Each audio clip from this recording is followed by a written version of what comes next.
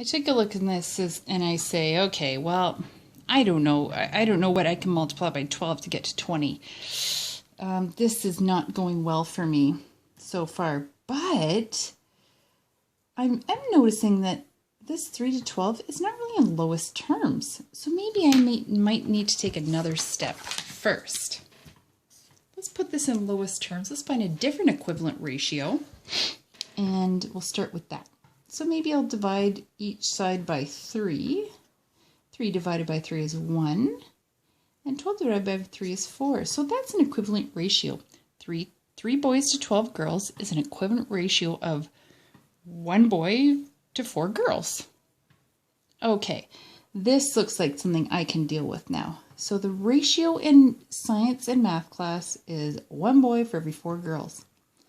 We want to know how many boys there are if there's 20 girls in the science class.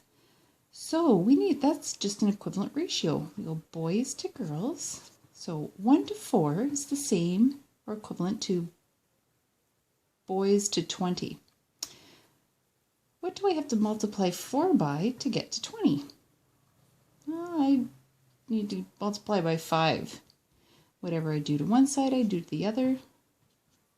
So 4 times 5 is 20. 1 times 5 is 5. So there's actually 5 boys in the class. Let's see if that's an answer here. Aha, it is. Beautiful. The next question here is, we're going to look at 4.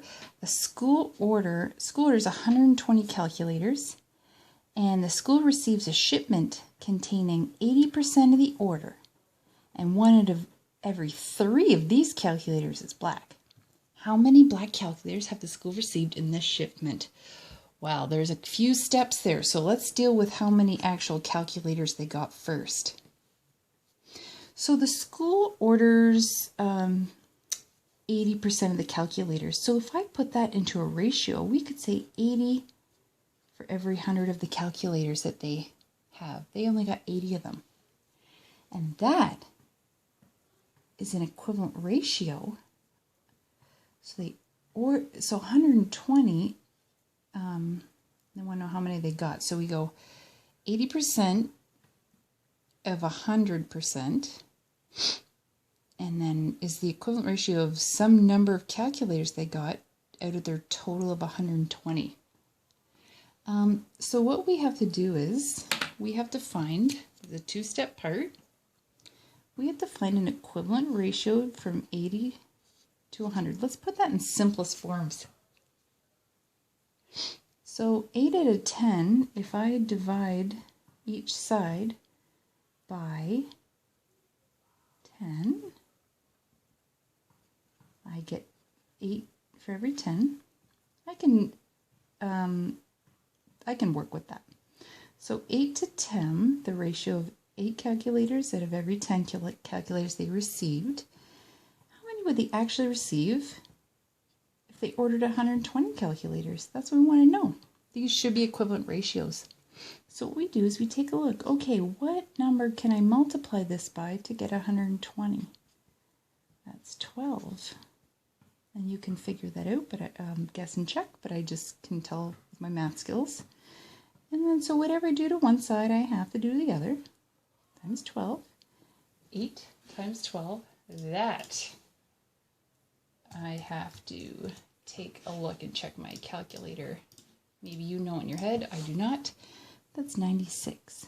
So out of all the calculators they ordered, they had 96 out of 100, or 96 to every 100.